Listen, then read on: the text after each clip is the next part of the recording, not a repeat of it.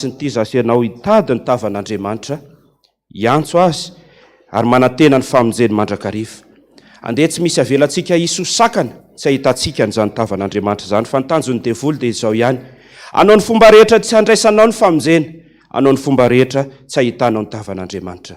Andehantsika hiara-iondrika hivavaka. Misaotra anao izay ry Jesosy Kristy tomponay sy mpanjakanay. Ny amin'izao anio izao ahafahanay miona aminao eto amin'ity kianja masinao ity.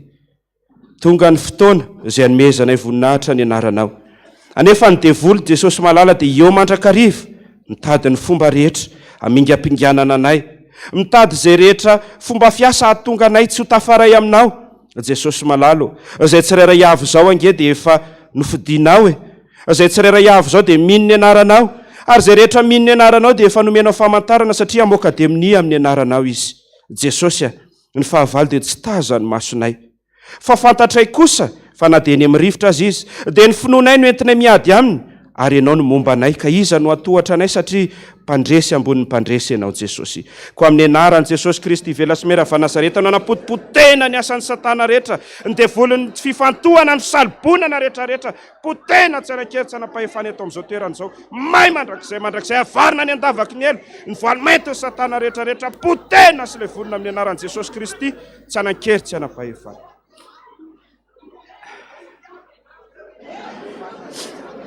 Misaotra Jesosy, mankasitraka indrindra tompo malala, atreo feny izao fotoana izao, ary izay tsirairay avy dia aoka hitany voninahitra mamirapiratra, satria fantatray fa eto ianao, ary ianao mihitsy ny efa nitsenanay na dia voatetsy ampidirana fotsiny ihany azy.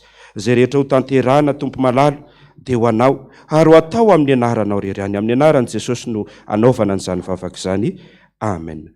Ho ampitombona amintsika mandrakariva nery havana ny fahasoavana mba hampiadana avy amin'Andriamanitra ray sy Jesosy Kristy tompo. Andeha zasy anao, hanome voninahitra an'Andriamantsika fa masina sy lehibe indrindra izy. Voninahitra ny eo an'Andriamanitra irery ihany. Aleluia, masina, masina, masina Jehova tompony maro, enky ny voninahiny tany rehetra. Amen. Mifanohizantsika ny fanomezam-boninahitra an'Andriamanitra. Ny Salamo 7:7 ny andininy voalohany ka hatramin'ny 7. Salamo 7:7 ny andininy voalohany ka hatramin'ny 7. Ary rehefa vita ny famakinan'ny Salamo dia nira 9:30 ao amin'ny firana protestanta no ataontsika moa haiko tantaraina ny asoavanao ny andininy voalohany ihany.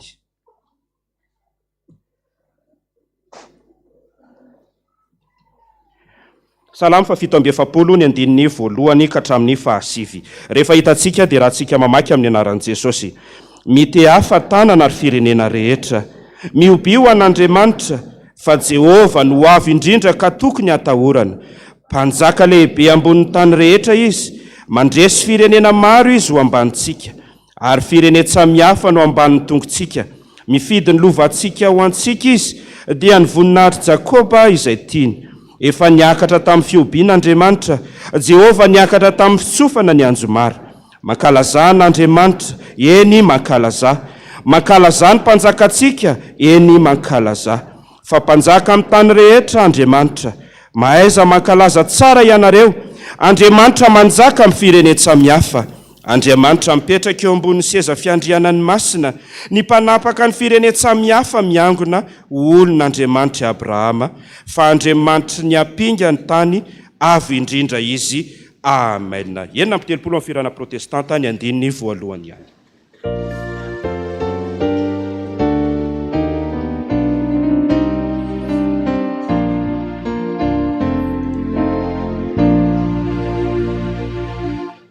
Muaikyu tantaraina ny asoavana, ny famatra taminy aina, ny fitiavana, ny vahoaka sesena, zay nazo famonjena, no iderilay mpamonjy.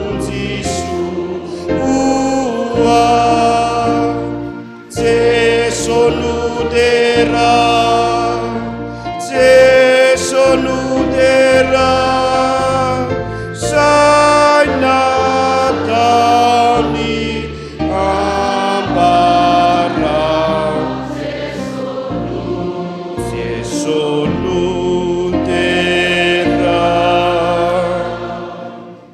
Miara-iondrika ivavakintsika. Omemboninahitra ianao ry Andriamanitra rainay amin'ny alalan'i Jesosy Kristy Tompo, ilay nanolotra ny ainy ho anay mpanota. Ilay tsy mba namelanay okam-body fa naniraka ny fanamasina toaty aminay mandrakariva mba hampafantatra anay ny marina rehetra. Dia iraina sy ankalazaina eto ny anaranao ry Andriamanitra telo izay iray satria eto amin'ity kianja masiny ity na dia nataon'ny tanan'olombelona ihany azy, dia efa natokana ionana aminao, ary eto amin'izao alitara masiny izao dia efa natokana ihany koa nomezam-boninahitra ny anaranao. Faly ny fonay satria mbola eto izay Jesosy, ary mbola mpandresy ny anaranay tsy isan'izay hafa baraka fa momba nay mandrakariva ny Andriamanitray. Na dia nandiny herinandro azy izahay tamin'in'ilay herinandro lasiny, dia maro ny zavatra mety ny famaofao, fa ny fantatray sy tsapanay dia izao ny hoe tsy mba nanaranay ny Andriamanitray. Ary izany mahatonga anay androany tsy menatra, fa tena mijoro vavolombelona noho ny amin'ny asa lehibe izay nataonao taminay tsirairay avy, mijoro eto anoloan'izao alitara masina izao, hanome voninahitra anao eto amin'izao vavahadin'ny lanitra izao, ka na dia tsy tahaka ny fomba ny olom-bovony sy ny anjelefa any an-danitra any aza Jesosy malala, dia raiso izay fiderana am-pololotra avy amin'ny vavanay fa vokatry ny fonay izany manao hoe masina, masina, masina Jehova tompony maro, ienky ny voninahiny tany rehetra. Amen. Andraisantsika ny tenin'Andriamanitra avy hatrany 3:30 amin'ny firana protestanta eny andininy 7. Eto afovoantsika ilay mazava tokana sambatra izay mahita azy fa ho velona. 3:30 amin'ny ao amin'ny firana protestanta.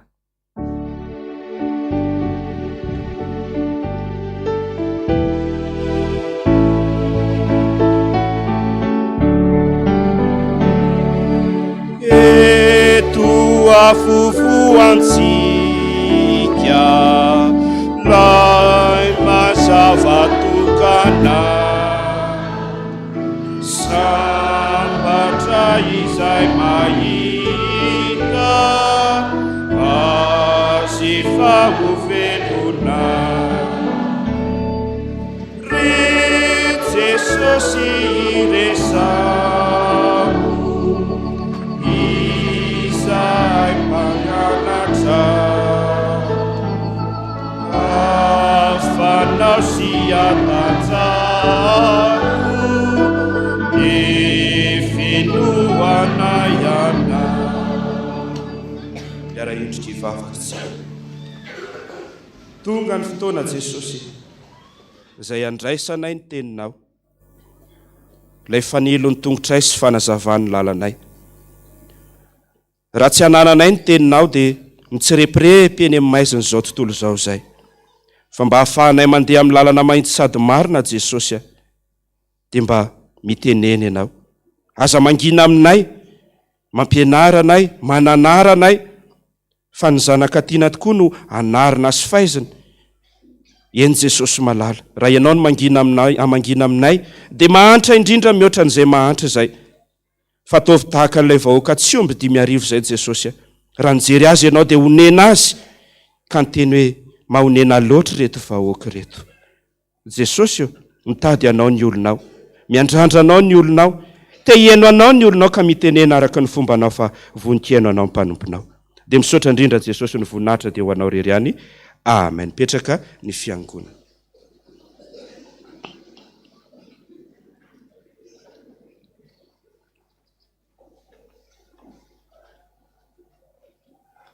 Ny tenin'Andriamanitra izay andraisantsika ny fampaherezana ny amin'ity alahady ity dia ny Filipianina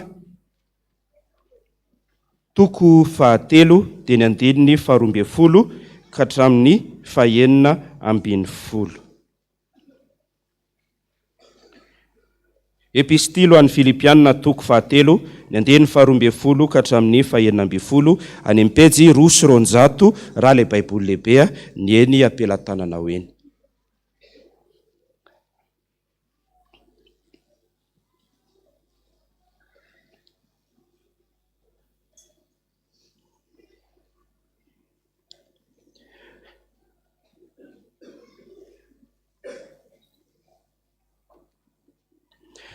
Rehefa hita ary dia vakintsika Filipianina 3:7 ny andininy 12 ka hatramin'ny 9:10.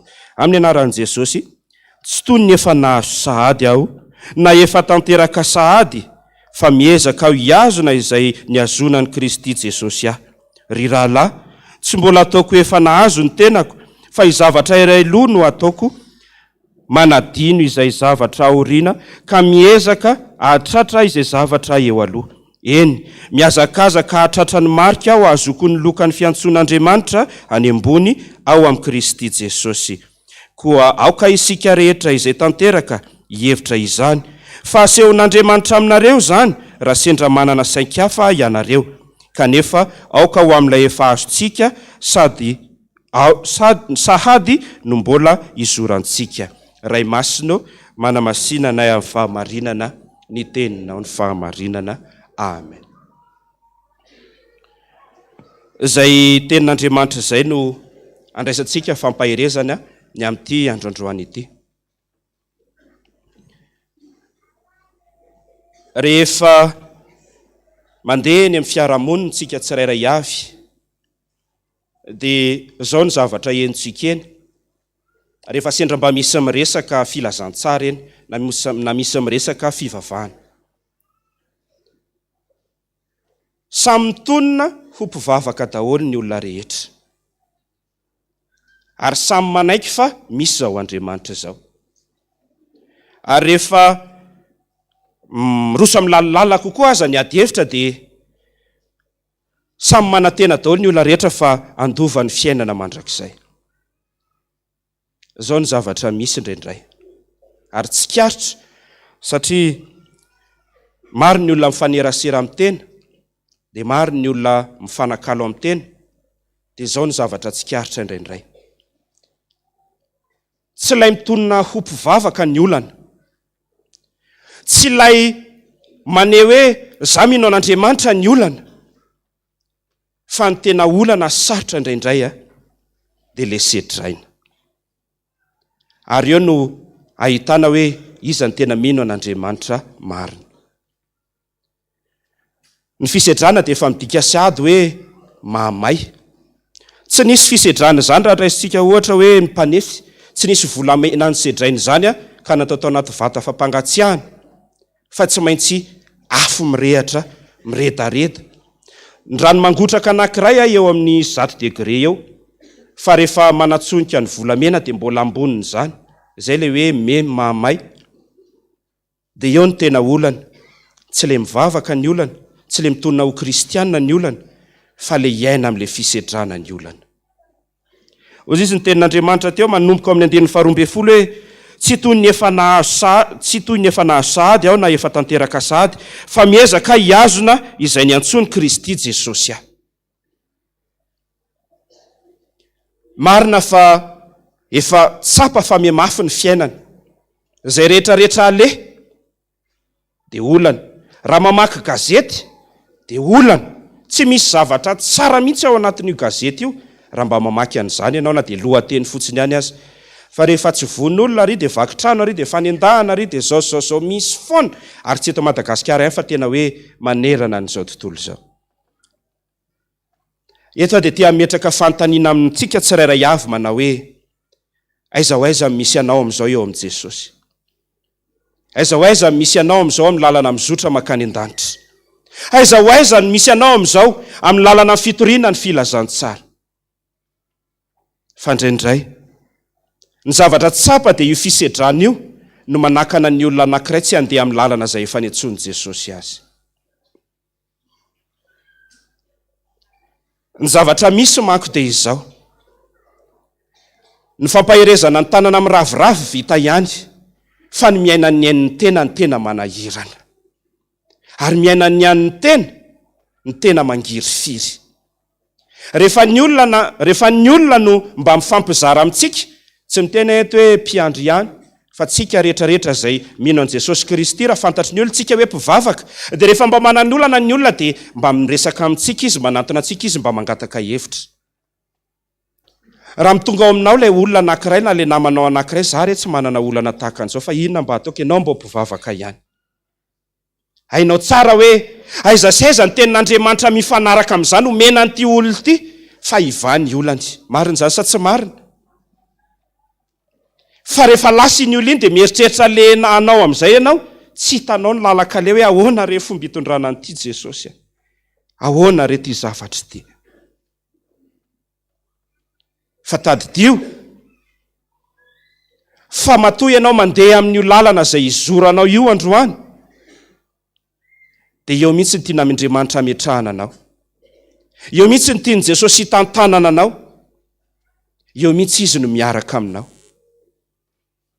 Andehantsika tena anova fomba fijery mihitsy, ary anova fomba fisainana mihitsy no hoe Jesosy esory amiko izao mavesatra izao, na esory amiko izao azo fijaliako izao, fa andeha anova fomba fangataka amin'Andriamanitra mihitsy hoe ome hery aho, ilanjako izay azo fijaliana efa nomena ho aho. Ome hery aho, hiatrehako ny olana izay efa nametrahana ho aho. Araka io tenin'Andriamanitra io, fa hoe miezaka ozy izy ny apôstôly Paoly hiazona izay niazona ny Kristy Jesosy ahy. Zary lasa fahazarana ao antsika ny maheno amin'le hoe kfe volamena hitazomanao ahy Jesosy ny olako. Ao anaty vavaka le izy ataontsika mpivava fotsiny. Fa rehefa tena mandeha le izy, Andriamanitra nomentsika tsiny. Ty misy tantarana tovolahy kely anankiray. Kamboty mo fiteny azy ozy izy le olona zay, fa raha mbola eo ny ray amiray aman-dreny dia atao hoe velo miafy izy. Zany hoe ny ray zany efa tsy antsony fa isy ny reny rery sisany eo. Dia izao ny zavatra nisy. Mamany mpanasa lamba. Dia izy mpianatra, mbola mpianatra izy. Dia analabaka io tovolahy io.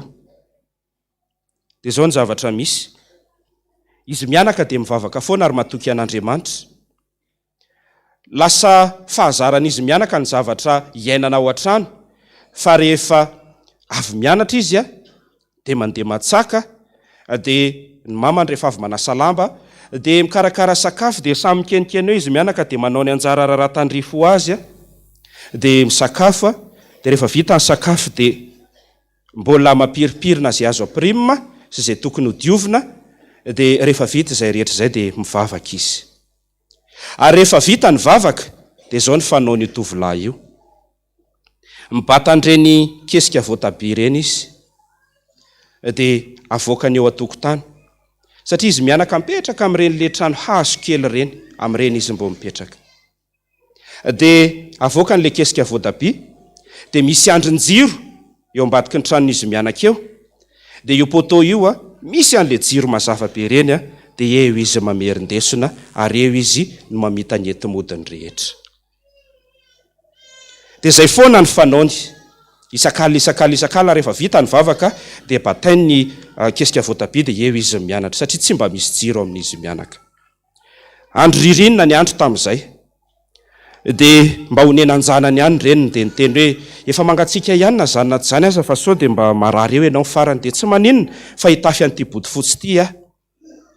Dia netiny ihany, dia nataony ihany ny fanaony, dia nianatra izy nitafy body fotsy. Andro anankiray teo ampamerenana lesona sy nianatra teo ilay tovolahy, dia nandalo fiarakodia anankiray. Taitra ilay lehilahy nitondra an'ilay fiarakodia, dia nijanona izy, dia nivoaka izy, dia nanontany, inona ny ataonao eto? Mianatra tompoko ozy izy. Mianatra ianao dia eo mangatsiaka eo, fa manina raha mba any an-tranonao? Somary sahirana raha-pivelomana izay raha miseha. Somary tsitsitsiana ihany na dia ny labozia, satria neny mpanasa lamba tsisy afa-tsy izay mianaka rery, dia eto mba misy an'ity jiro ity, dia eto amin'ny mamerindesona. Afaka miona amin'ireny seha? Eny ozy. Dia lasa ity tovolahy ny azakazaka nakao amin'ireny. Rehefa mivoaka ny reniny, dia taitra inona ary ty amin'ny andro alina, dia mitabataba ity. Ka izy niantsoantsy, nena misy vahiny, dia sady gaga ny reniny taitra. Dia nahita an'ilay lehilahy sady mihaja ilay lehilahy manao akanjo tsara. Dia ozy izy ilay lehilahy hoe afaka mba miresaka aminao ave tompoko. Tsy maninona na mandroso, dia ozy ilay raha matoa hoe aza miditra ao fa mamenatra be tompoko ny trano, fa raha mba mety aminao dia aleo mba eto ivelany teto, sady eto mazava. Eny ara ozy izy, dia mifampiresaka izy. Nahita an'ity zanakao ty ozy izy, dia taitra. Rehefa nanontany azy dia mianatra hono ny ataony eto. dia nitantarainy sy nazavain'le reniny teo arak'izay zavatra iainana izy mianaka le izy. Honendra lehilarana ianao an'izany, dia izao no nambarany. Ameko fotoana eritreretany ianareo izy, fa ao amiko ao misy efitra anankiray, ohatran'ireny hoe tranona gardien ireny zany. Misy efitra anankiray ao amiko ao.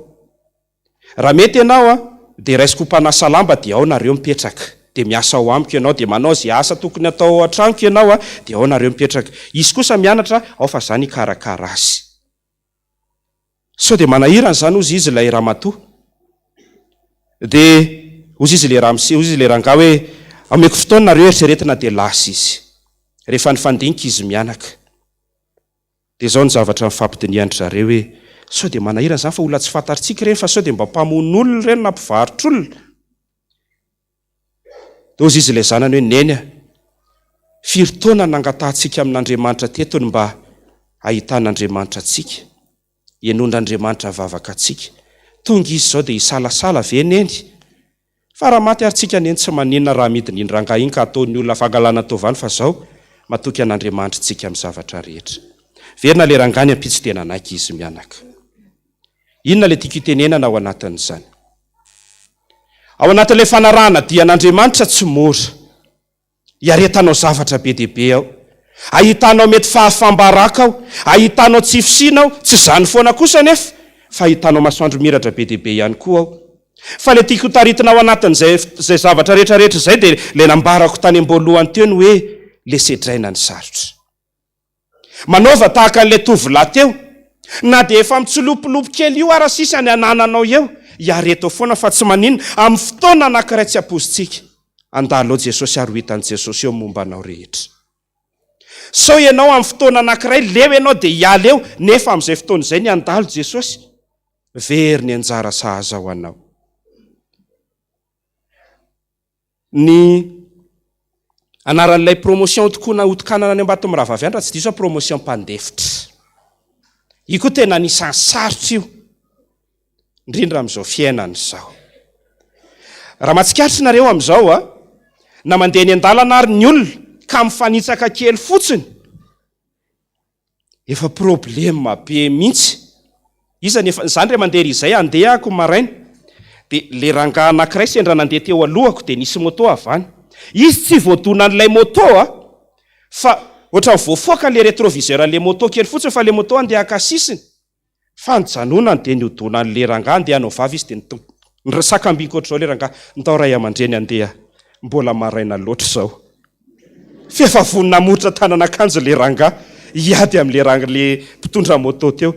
Fa tena sakambiniko izy nitao ray aman-dreny andeha fa mbola maraina izao. Mbola ela be vao arivo ny andro. Dia nanazava izy, za kosa tena nidomina ozy izy fa tena tsy maninona izany fa tsy mampaninanao mandefitra. Ndao andeha, ianao ray aman-dreny raha teo izy mbola tanora fa tsy maninona izany. Impirimpiry moa tsika riavana ny sotasotain'ny olona tamin'ity fanarahana ty an'Andriamanitra ity. Nisy olona anankiray izay niteny tamiko mihitsy izy, samby maso io, mpiavana izay. Izy mivavaka amina fiangonana anankiray izay tsy tononoko anarana fa izao no nambarany ahy hoe reto le amin'i Jesosy reto mihitsy ny tena faika an'olona. Fa ny anazy hono ny fiainany izay zao dia tena miezaka mihitsy. Ahoana moa ny alaromady moa? Ny lahy moa ankinina amin'i Jesosy moa? Niondrika dia tsy niteny. Fozy izaka hoe enonao zany Jesosy ary tsy menatra amin'izany arangaha. Fa hijoroko ny finoko fa tsy maninona. Fa tena izay mihitsy raha toy reto amin'i Jesosy reto mihitsy ny tena mifaika an'olona. Raha olona mola mafanafana raha, tena mba mifangaro tao ihany fa tsy mahafaty anao mandefitra eny amin'ny fiarahamonina raha kristianina ianao. Ny olona nge tsy hanao izay hafaly anao izany ary ny devoly tsy hanao izay hafaly anao izany, fa raha ny tiany devoly dia ianao afa-baraka ary milanja fahafambaraka isan'andro isan'andro. Satria rehefa afa-baraka ianao dia afa-baraka Jesosy. Inona ny zavatra mba firaziny jentilisa rehefa tena fatany fampivavaka ny olona anankiray ka nanao fahadisoana? Teneno mafy hainareo izay, inona le fiteniny? Sotra tompoko, zany mbo mpivavaka. Ary izay fraziny izay tena efa avaliny dia apetrany eto mihitsy. Izy mifanerasera aminao eo tsy miteny zany fa amin'ny fotoana anankiray tratrany avoakany mihitsy ito dia pa any amin'ny tarehanao any daholo. Dia ozy aho mantsy anao androaniny hoe miaina fisedrana tsy mora fa ireto ao. Le mandevitra koa tsy mora fa iareto ao. Fa zany rehetra zany ny aretan'i Jesosy Kristy fony izy nandeha teny Kalvari. Rehefa tena faraky ny reraka Jesosy nitondra an'izay azo fijaliana izay antsika zany. Hitan'Andriamanitra nge zany rehetrarehetra zany dia nisy lehilahy anankiray teo. Novidian'Andriamanitra manokana mba hanampy ny lahatokany ilanja an'izay azo fijaliana izay. Ianao androany alahelo vera mba tonga voafidy androany hiaraka ilanja an'izay azo fijaliana izay amin'i Jesosy. Sa hijoro ianao. Fa tadidio fa ianao amin'ny fotoana mahamety azy tsy maintsy mandresy ary tsy maintsy mamirapiratra, mandra-pahalo mivavaha. Mandra-pahalo manantenan'Andriamanitra. Ty zavatra ijoroako vavolombelona aminareo ty mbola tsy lasa tsara fotoana fa lasa kely fotsiny. Izao ny zavatra nisy ny ainako tany amina toeram-piasana anankiray. Voaray ho gérant-na restaurant zay teo Ambatobe teo. Dia izao ny zavatra nisy. Vao niditra teo dia ozy izy ilay karana mantsy rehefa nifampiresaka zahay. Inona avy zany tokony ataontsika dia nanazava azy satria rehefa vita ny entretien dia voaray dia fampiresaka teo ahoana ny ataontsika dia nanazava azy ndao zao ovaina, ndao zao ovaina dia ndao zao ovaina. Eny ary ozy ataovy eo daholo izay tanao fa mety fa matoky anao dia napetrany tampoka ilay restaurant dia nitantanako arak'izay napety azy teo. Tezitra tampoka ilay chef cuisinier tamin'izay fa be dia be ny zavatra novaiko tao. Ilay miova mahazatra ilo manahirany ary indrindrindrindra fa very le tombotsoa. Dia izao ny zavatra nisy. Nisy niantso ny ray alina ilay karana lehibeako izay. Dia izao ny nambarany tao. Za tompoko client amin'ny restaurant anareo fa ilay karana izay kosa aloha enjana raha hiteny gasy tsy hamidinao zany. Dia nisy niantso izy, za client aminareo, le olona mitantana an'ilay restaurant anareo sady tsy manaja client sasa tena ratsy ny teo ny afa-tsy nomeko hatramin'ny famerim-bola. Dia hay, ao fa hojerevako manokana izay. Ny zavatra nisy, tonga izy. Dia somary hafahafa tampoka izy aloha, fa izy matetika tsy mba tonga ao amin'ny restaurant zany, raha tsy efa amin'ny hariva niditsena haka vola, fa variana be lasa taty rindrina kely iny izy fa tonga eo foana maraina taondro hariva dia tsy manino ny asako ihany ny ataoko. Dia tsy nahita ininona izy dia niteny ihany izy rehefa angamba toke ray volana taty arina. Zaho izy nisy ny antso dia nisy olona nitaraina tahaka an'izao dia nitantarainy teo. Tena mialatsiny aminao monsieur Faras, ohatrany tsisy idirako angamba izany resaka izany, ianao mahita tsara zavatra ataoko eto. Eny ozy izy, izay ny janonako teo nandritra fotoana maharitra ozy izy, tsy maninona izany fa zoanao zany. Heritaona taty arina. Hay mémoriser ilay karana tao anatin'ny telefoniny ilay numéro dia nasiany soratra hoe plainte tsy tonoko ilay anaran'ilay établissement. Heritaona taty arina tena heritaona tsara mihitsy nanendray ny telefony dia ilay numéro io mihitsy teo plainte. Dia izao ny tenen'ilay olona tao. Izy mbola netrehitra mbola nitaraina indray ty olona ty dia inona ny tenen'ilay olona tao? Raha misy mbo mangataka saika mbo haka avance. Iza ny tao? Monsieur le chef cuisinier. Ay numéro ka numéro ambadiny. Vao maraina be ngarainy dia niandranay zay variana be mihitsy. Andro amin'ny firy, io ngarainy efa mijoro ao, efa mivoainy ny trano. Oy! Raha misy tonga alohantsika. Inona ny zavatra nisy? Avy mady aty, avy ianao aty. Aza vao anao izy marina. Fa ty numéro ty niantso anahy tamin'izao daty izao, heritaona lasa izay nanaratsy an'io. Hay ka ianao manao an'izany fa teo ihany tonga dia rofotra ao voaroaka. Tsy le voaroaka re tompoko ny tiana avoatra. Fa ny tiako avoatra dia izao. Amin'ny fotoana mahamety azy, marina tsy maintsy mipotra. Ary izay mandefitra tsy maintsy asandratra. azonareo zany zay le tiako avoatra fa tsy lenareo le voaroka de fa le sahaka azy koa zay tsy any fa le miandry an'izay fotoana izay no manahirana fa tsy maninona reto fa raha mbola eo nareo androany aza androany manapa-kevitra hoe za hiala fa atao fitody hatramin'ny farany ozy izy ilay tenin'Andriamanitra sady amara-paranako azy eny miezaka anatratra ny marika aza hokony loka ny fiantson'Andriamanitra any ambony ao amin'i Kristy Jesosy zay aloha anankiray dia any amin'ny andininy fahenina ambin'ny folo manao hoe kanefa aoka amin'ilay efa azontsika sahady no mbola izorantsika iza ny efa azontsika izory foana miaraka amin'i Jesosy na dia mangiry firy ary marary ianao tongeto ao ny vahaolana mila efa tena hitolahady sarotra ianao tongeto io ny vahaolana tena mety ho alambaraka ianao raha pitso efa vavarenao zany io ny vahaolana fa ny anjaranao dia izao hoe manantena an'Andriamanitra ozy any amin'ny Koritiana voalohany toko 7:17 any mandefitra ny amin'ny zavatra rehetra mino ny amin'ny zavatra rehetra manantena ny amin'ny zavatra rehetra fa izay manantena sy mino ary mandefitra amin'ny zavatra rehetra dia tena mpianatra Kristy tokoa izy mba mangataka amin'ny korala mba atao le hira hoe tsy mendrika mpanompo no atao hoe zanakao iza mahasamby joro eto androany fa marina eo anatrehan'i Jesosy iza mahasamby joro eto androany fa tena nandeha tamin'ny fahamarinana teo anatrehan'i Jesosy foana ka tsy mibolila mihitsiny fa ndeza asianao anetry tena ka iakelika eo anatrehan'i Jesosy hoe mpanota tsy mendrika tena miekeheloka mihitsy ataovy ho toy ny taimboraka zay rehetra mombanao fa ome voninahitra Andriamanitra ary manantenana Andriamanitra ianao mba mangataka ny korala hanatanteraka an'izay hiry zay tsy mendrika mpanompo no atao hoe zanakao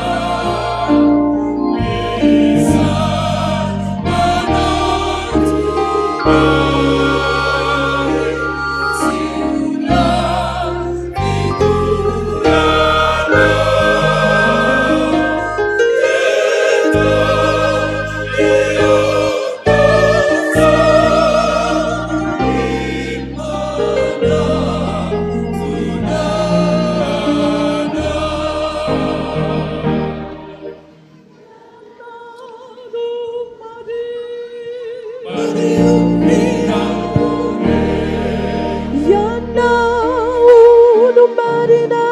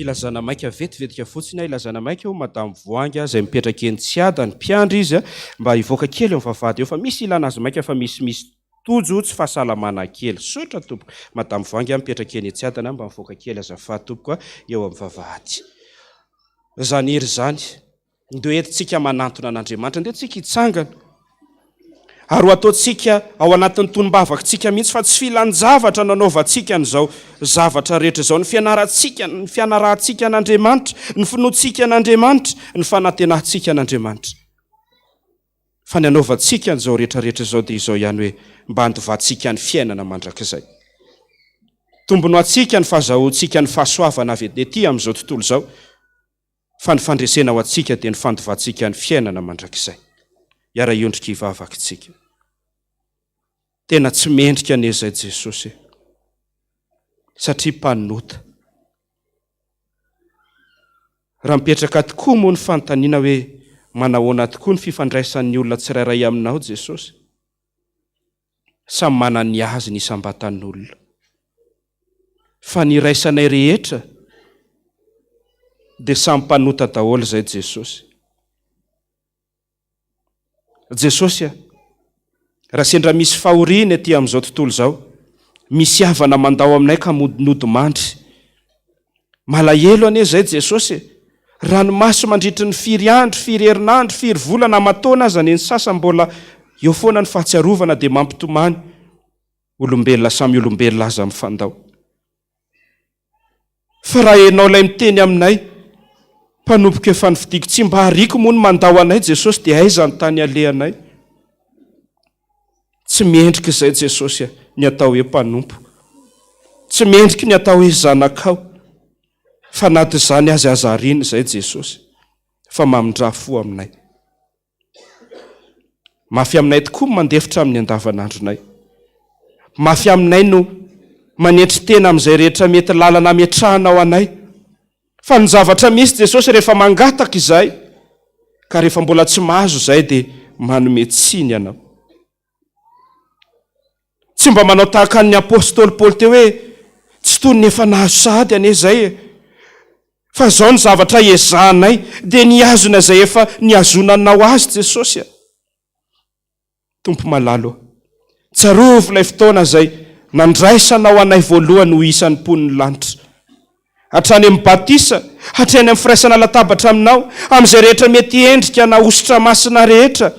Jesosy eo tsarovo ny momba anay, fa ny boky ny fiainana inge dia mivelatra eo anatrehanao an-danitra ao mandrakariva. Kiseho zay rehetra mety ampanganay Jesosy malala.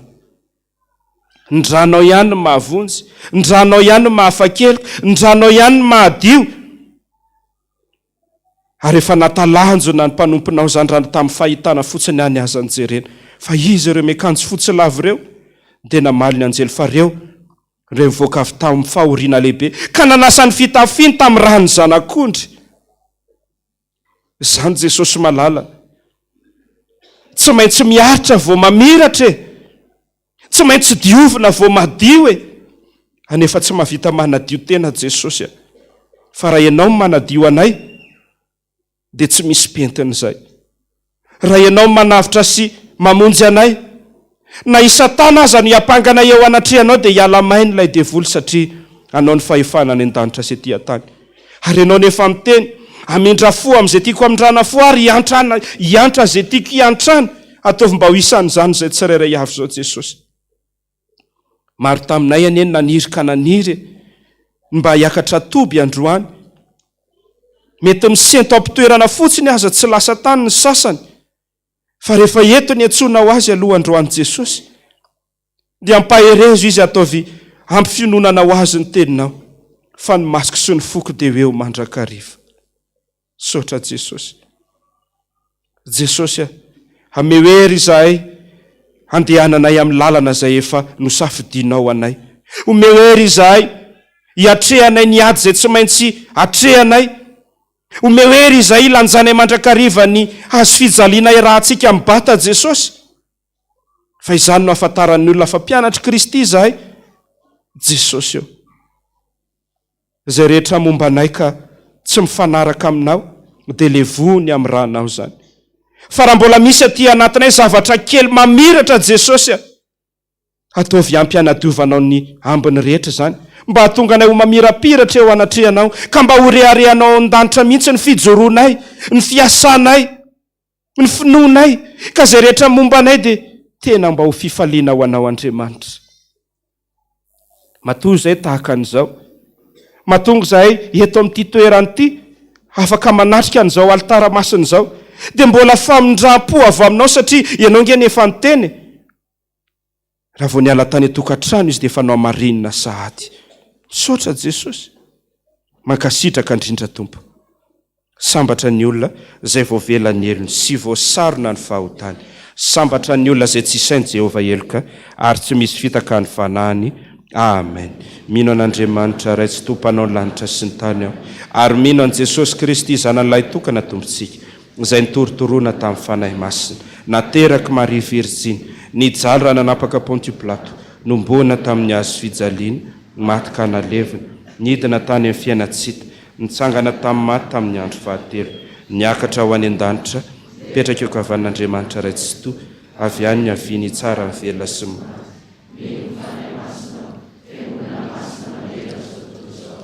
fiombonana masina, fitsangana tena maty ary miadiny aty tsara fa ho mpandresy ianao, tontosay izay anjara eo ampelatananao. Jesosy Tompo no mijery sy mahita ny atao, koa dia mba tsy mba hisy very izay rehetra vitanao. 5:9 ny andininy fahatelo.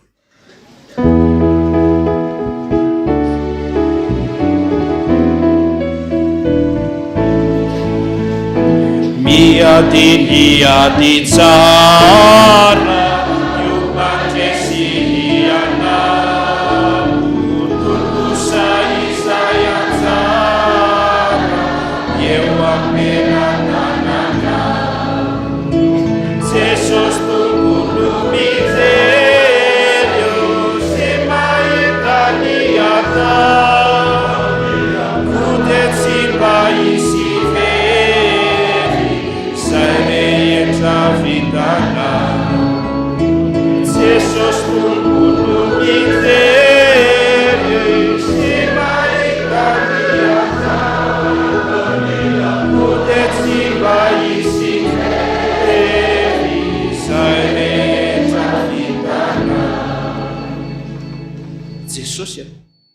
mino zay manateny zay fa mba ho hitanao eto androany momba anay rehetra ary andalo ianao dia mba honenanay tsirairay avy do tanteraka tokoa ny zany amin'ny anaran'ny Ray sy ny Zanaka ary ny fanahy masina amen. Petraka ny fiangonana.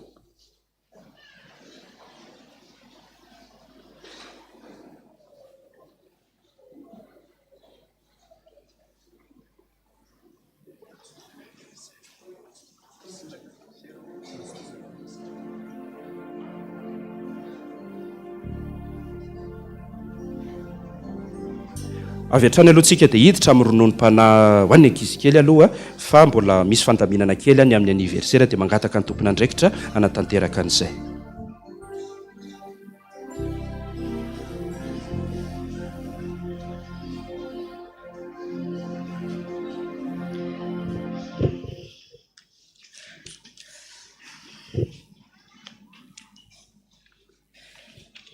Dia faly miarabantsika aminaran'i Jesosy ankehitriny dia tonga eo amin'ny 10 minitra ny sekoly Alahadysika dia mangataka ny diakona mpiay sy ny mpampianatra sekoly Alahady ary ny ankizy rehetra hitsangana.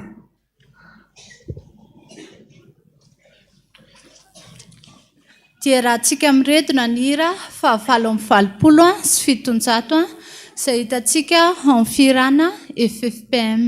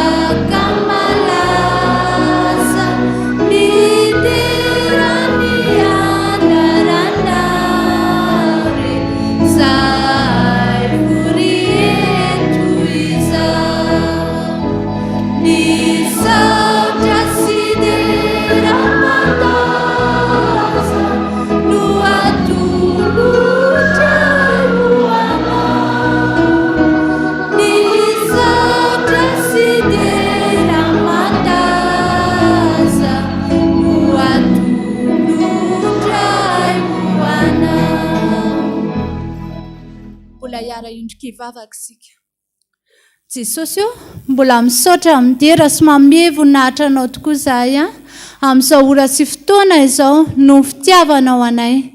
Ankehitriny Jesosy dia ambarao aminay indray ary ny teninao fa voninay iainanao izahay mpanomponao. Dia amin'ny anaran'i Jesosy no hanonona ny zavavaka izany. Amen. Mazao toerany sika.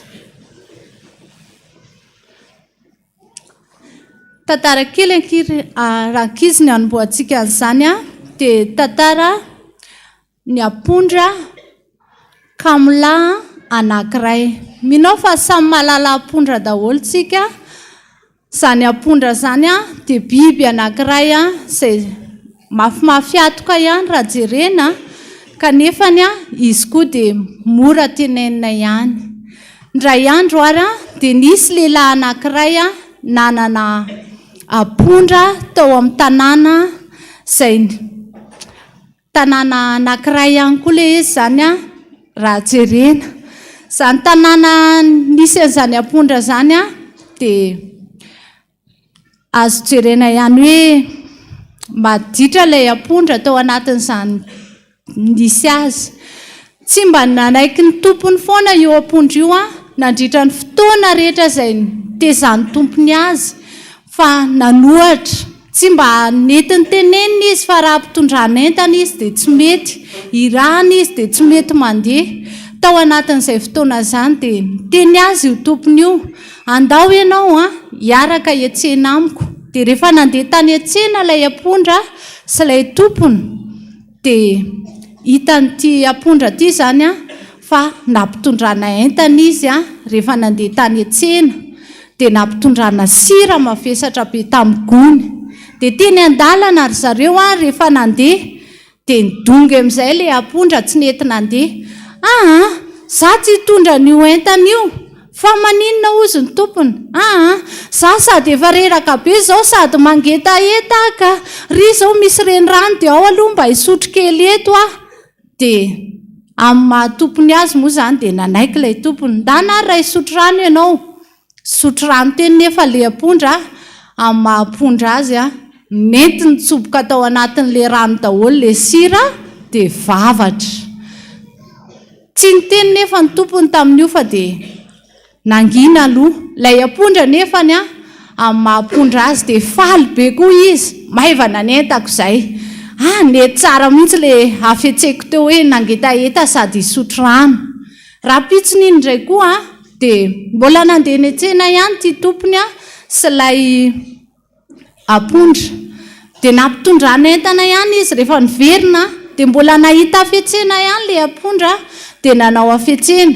mbola mangetaeta ihany mbola tena visaka azy zao ny andro migaina be ve dia ampitondranareo an'ity siramamy be ty indray ay ve ozy ny tompony andana ary tsy maninona raha ohatra ka sotro rano indray ianao dia niditra tao anatin'le rano koa izy dia vavatra tao indray le siramamy be tamin'ny gony izay noentin'le ampondra tsy nikapokazy ny tompony tamin'izany fotoana izany fa nitady hevitra indray eny ara hitako amin'izay ny hevitra mbola hoetiko ihany ianao makany etsena fitiavan'ilay tompony azy nanaovany an'izany tao anatin'izay fotoana izay dia ozyn'ilay tompony vidy éponge dia éponge indray nampitondrako anao courage be le ampondra tamin'izany fotoana izany fa hoe éponge amin'izay no entina mody dia nampiasa ilay afetsena ihany izy andeha amin'izay aho ahita an'le rano mbola mangetaeta sady efa reraka ihany koa mitondra an'ity ay ve ozy ny tompony ndana raha andeha ianao sotro rano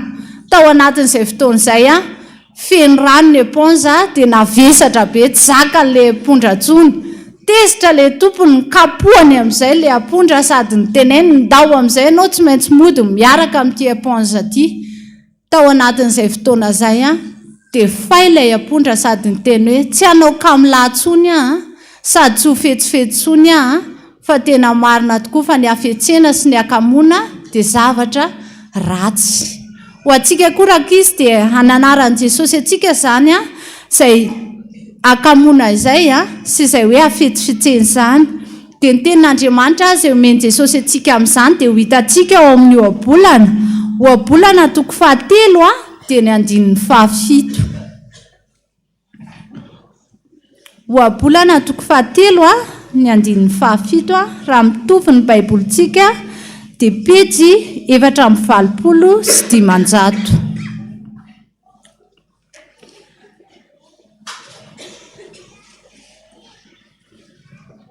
fakitsika aminaran'i Jesosy aza manao anao indry matahoran'i Jehova ka mifadiny ratsy vonahitrany ho an'i Jesosy rery ihany amen.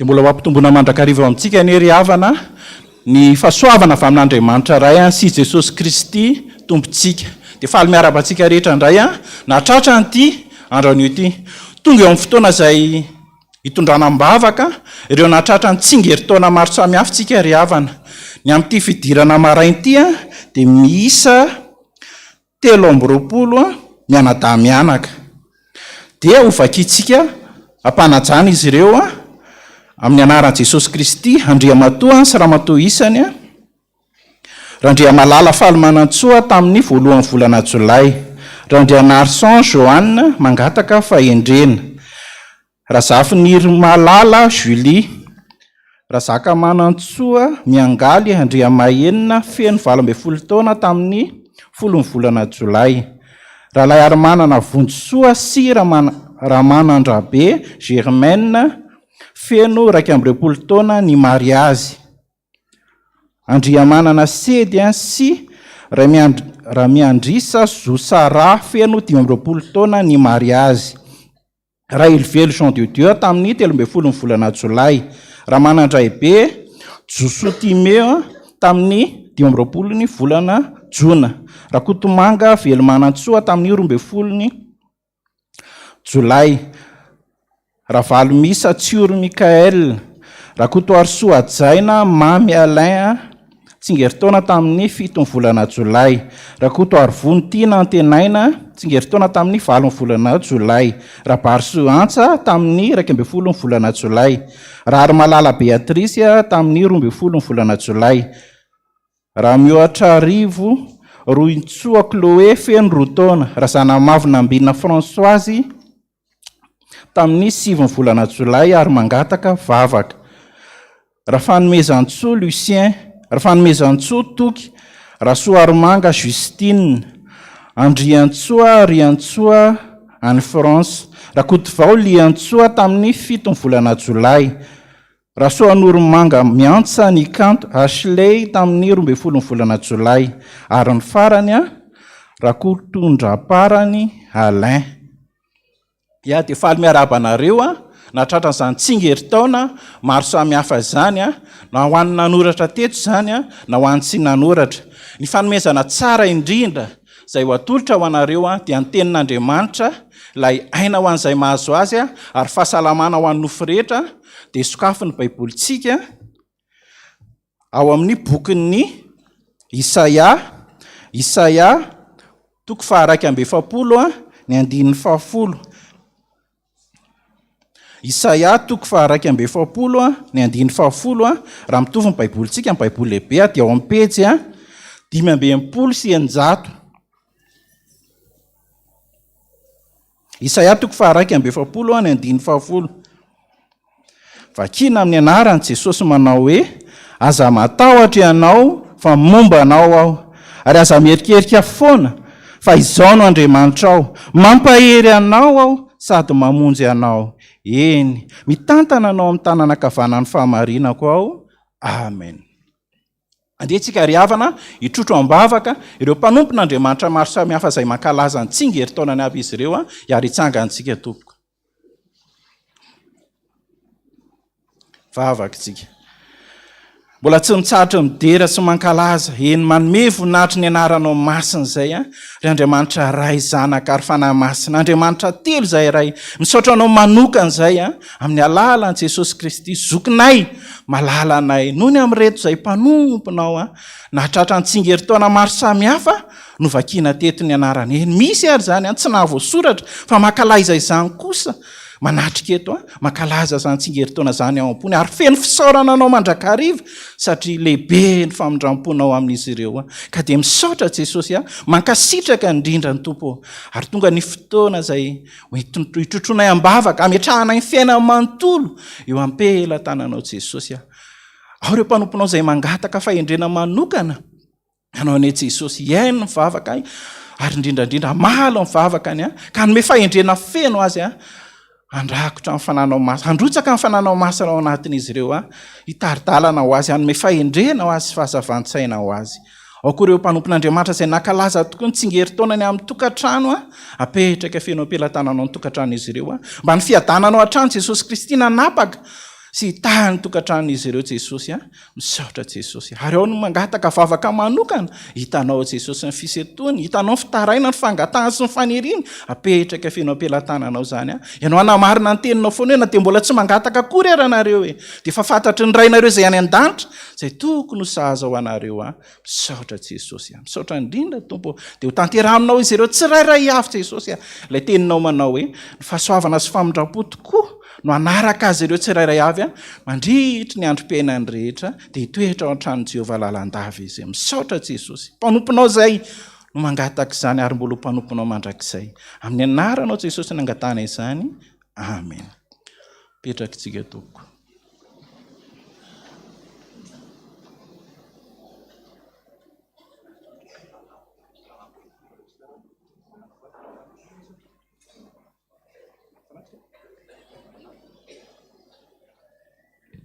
eny tompoko araka ny fantatritsika mandeha ny fanokanana ny amin'ny tobo-masina ny Ambatomravavy ny amin'ity androandroany ity dia mangataka amintsika voakan'Andriamanitra hitrotro-mbavaka n'izany fotoana izany mandrakariva mba ho voninahitr'Andriamanitra eo ihany koa ny ray aman-drenitsika izay any ampitan-dranomasina izay manatanteraka ny asa sy ny fanokanana ihany koa dia ankinina mitombo daholo izany rehetrarehetra izany ary mangataka amintsika voakan'Andriamanitra samy atsiaro-mbavaka an'izany fotoana rehetrarehetra izy zany misaotra tompoko tonga anatin'ny fotoantsika izay anatanterahantsika ny fanatitra ho an'Andriamanitra fanatitra anankiroa no tanterahantsika voalohany sy faharoa dia ao ny zanantsika ao anatin'ny korala anatanteraka ny anjara hirany dia izay rehetra manome ampifaliana izay no ankasitrana indrindra misaotra tompoko.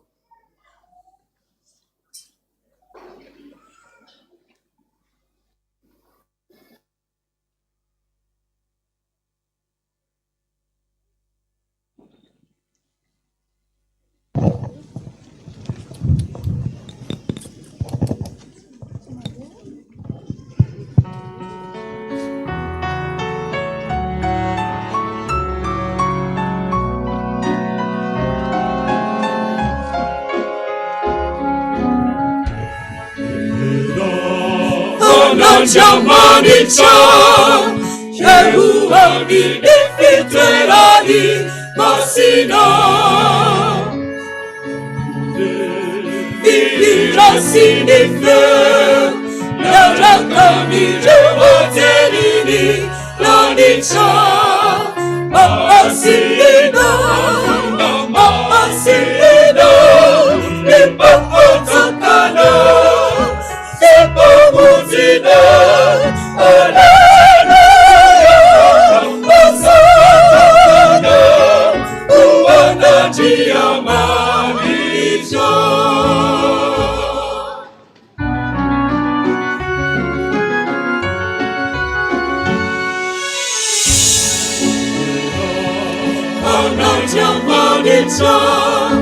Jeruami ifiterani masina. Ira sinife, narakami jewatelini lanicha. Mamasina, mamasina, ipapotakana, sepamuzina. Alleluia, Hosanna, uwanatia malicha.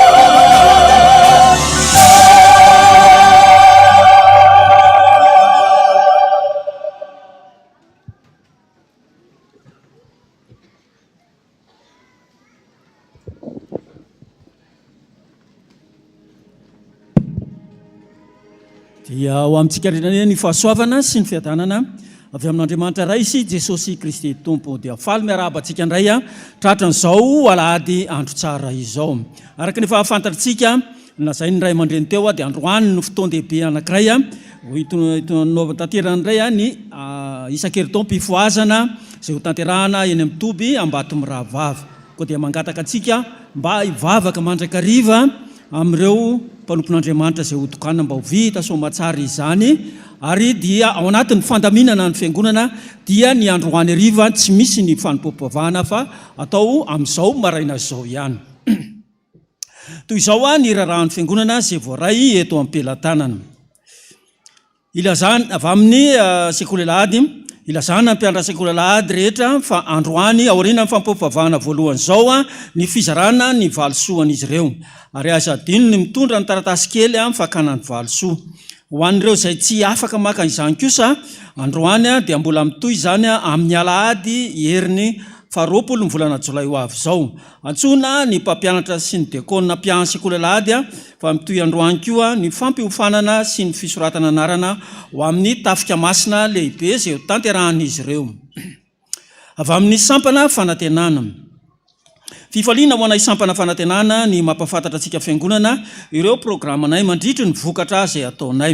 Ny Alarobia fahaeniny volana Jolay ho avy izao dia misy ny varotra sakafo isan-karazany. Ary ny Alakamisy fahafito ambin'ny folo volana Jolay amin'ny 2 ora tolakandro dia misy ny fianarana soratra masina mitondra ny lohahevitra hoe kristianina misarotava iarahana amin'ny pasteur Herilala izany. Ny zoma fahavalo ambin'ny folo volana Jolay amin'ny 10 ora sasany hariva ao amin'ny salle 318 dia misy ny talk show na fifanakalozana arahana ady hevitra manodidina ny lohahevitra hoe ny andraikitra sy ny zava-mahadomelina. Anasana ny vahiny maro mba ilalana amin'izany ny mpanao politika ary ny sy ireo mpampianatra maro isan-karazany izay tanterahana ao amin'ny salle 318. Ny sabotsy faha 10 volana Jolay dia varotra sakafo isan-karazany. Ny fizahana ara-pahasalamana manomboka amin'ny 9 ora ka hatramin'ny 4 ora ny fizahana maso ao anatin'izany dia misy ny gynécologue. Ary koa amin'ny 7 ora ka hatramin'ny 12 dia misy ny master class ao amin'ny salle 318 ihany izany. Natao ianarana ny teknika vocal na fampizarana ireo fomba fahaizana feo raha te hianatra mihira ianao ao anatin'izany. Zany dia arahana amin'ny coach vocal dia itokona rindra no anatanteraka izany. Ny fandraisana anjara dia 7,000 ariary ho an'izay liana amin'izany dia aoka izy antso ny laharan'ireo tompon'andraikitra ka anatona izany ao amin'ny pejin'ny sampana fanantenana. Dia amin'ny 3 ora sasany dia misy conférence lehibe iarahana amin'ny docteur Manitra sy pasteur Miora ao amin'ny 4e étage. Mitondra ny lohahevitra hoe andeha isika anangana ireo rava ny zava-mahadomelina, izany dia hotrony ny sampana fanantenana Analamanga. Amin'ny 3 ora sasany ka hatramin'ny 5 hariva dia misy ny zomba évangélika iarahana amin'ny coach Manitra. Ary farany dia ny Alahady faha 20 ny volana Jolay dia misy ny andro bokatra dia ao ny fanompoam-pivavahana in-3 amin'ny 7 amin'ny 10 ary ny amin'ny 2. Ny amin'ny 10 ora sasany kosa dia misy ny comédie musicale chrétien avec modération izay iarahana amin'ny sampana fanantenana misy ny 10 rindra amin'izany ka dia manasa antsika anotrina amin'izany. Efa tonga eto amin'loana ireto mpanompon'Andriamanitra ka dia anolotra ny fanatitra alohantsika dia ho tohizina indray ny famakiana ny rarahan'ny fiangonana.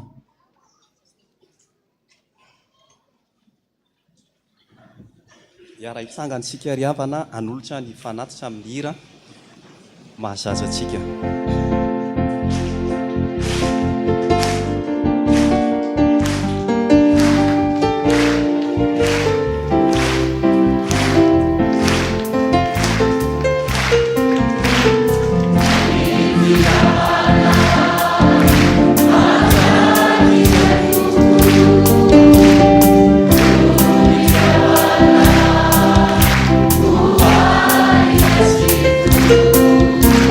See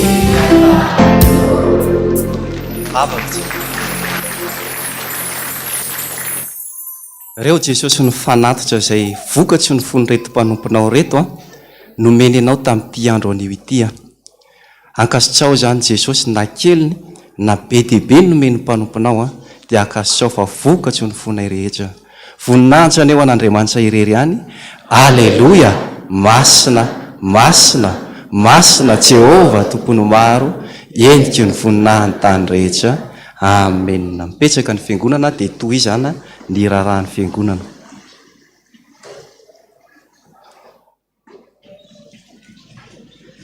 Arak'izany ary dia tohizina ny rarahan'ny fiangonana.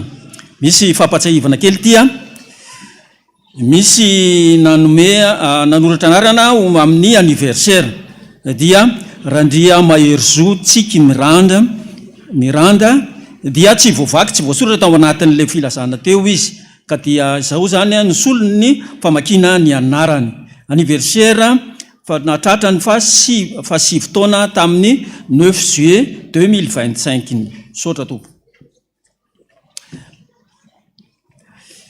Toizina ny rarahan'ny fiangonana avy amin'ny komity mifananganana ny Tobomasina Jerosalema famonjena Ambatondrazaka sy ny sinodaparitra aloatra Mangoro. Araka ny tapaka nandritra ny fivoriana voalohany izay niarahantsika dia antsoina indray isika zanak'ampelezana rehetra sy ny promotion rehetra sy ny zanaky mifaritra aloatra Mangoro mba ho tonga anatrika ny fivoriantsika ny asabotsy fa 7 volana Jolay ho avy izao. Izany dia ho tanterahana ny fotoana manomboka amin'ny 6 ora maraina eto amin'ny fiangonana FPVM Taninanandrano ao amin'ny 3e étage varavarana 318 koa entanina isika rehetra zanaky ny fiangonana any aloatra Mangoro rehetra fa tena zava-dehibe indrindra nodinitsika mandritra ny fotoana zay iarahantsika io mba ho tonga maro amin'izany. Raha misy fanazavana fanampon'izay ilaitsika dia aoka ilaza sy iantso an'ny reto ray aman-dreny reto ny pasteur synodaly ny iraka Rabe Armanana Gilbert sy ny pasteur synodaly ny iraka Rabe Arsoa Adjalain zay misy ny laharatarbie napetraka izy ireo ato ka zay ho an'lina amin'izany dia anatona ny tompona andraikitra. Filazana avy amin'ny sampana Gaetam. Fifaliana ho an'ny sampana Gaetam indray ny manasantsika fiangonana ny amin'ny herinandro bokatray ny alatsinainy 2 ka hatramin'ny alahady fa 7 ny volana Jolay ho avy izao ka dia toy izao ny fandaharam-potoana amin'izany. Ny alatsinainy fa 2 amin'ny 9 ny fotoam-pivavahana fanokafana, ny alarobia fa 3 ka hatramin'ny fa 9 kosa dia misy ny fizahana maso sy sofina amin'ny sarany mirary. Dia misy ihany koa ny varotra tsakitsaky sy ny sakafo matsiro isan-karazany izay ny atanterahana ny alarobia sy ny asabotsy. Ny alakamisy fa 4 amin'ny 2 ora eto amin'ny réseaux sociaux dia misy ny fampianarana soratra masina mitondra ny loha hevitra hoe manangana ny ankohonana feno fiadanana izay iarahana amin'ny pasteur John. Ny alahady fa 7 amin'ny 2 kosa dia fanompoam-pivavahana fanateram-bokatra miditra amin'ny 7 ny amin'ny 10 ary ny amin'ny 2 ary zany dia ho faranana amin'ny antsa-panahy lehibe iarahana amin'ny sampana Gaetam amin'ny 10 ora sasany zay ho tanterahana ao amin'ny riana fa 4 koa dia manentana antsika fiangonana mba ho tonga anotrina ireo zanaky ny fiangonana ireo. Avy amin'ny sampana vondron'ny mpampianatra, ny sampana vondron'ny mpampianatra dia afaly maneo sy fankasitrahana feno ny birao Foibe sy ny birao ny fiangonana reny ny Taninanandrano ary ny vahoaka n'Andriamanitra rehetra ny an'ny fanomezan-tanana sy ny fitrofonam-bavaka anay nandritra ny herinandro bokatra izay nataonay. Izany dia nazahoanay vola 7 179 400 ariary. Koa dia indro zay manolotra ny ampafolon'izany atolotra fanohanana ny sary sy ny feo eto amin'ny fiangonantsika. Andriamanitra manakare-pahasoavana hoe amaly fitianareo dia manao velomanareo amin'ny anaran'i Jesosy. Hoy ny tompona andraikitra. Avy amin'ny collège Fiotazantsoa Besarety. Ilazana ny mpiara-mivavaka rehetra fa manomboka amin'ny fisoratana anarana ao amin'ny taom-pianarana vaovao ho avy izao dia ny 2025 sy ny 2026. Ny fisokafa amin'ny birao dia manomboka amin'ny 7 ora ka hatramin'ny 12 isan'andro ny alatsinainy ka hatramin'ny zoma ary ny alarobia kosa dia nytapany maraina ihany no anatanterahana izany. Avy amin'ny FPVM sy fitiavana alarobia Ambatomanga ezaka tafika masina lehibe. Ny maso ny jirony tena ko amin'izany raha tsara ny masonao dia azava avokoa tenanao rehetra. Matio 9:9-12 koa andao karakaraina ny masontsika zana koa. Fifaliana ho anay ny manasa nareo mba anatanteraka ny fikarakarana ny maso. Ny fizahana maso sy ny fivarotana solomaso amin'ny vidy mirary dia mirary tokoa izany mba ho fitsinjovana antsika miaraka amin'ny rivo sy narindra ary mpitsabo matianina rehetra amin'izany.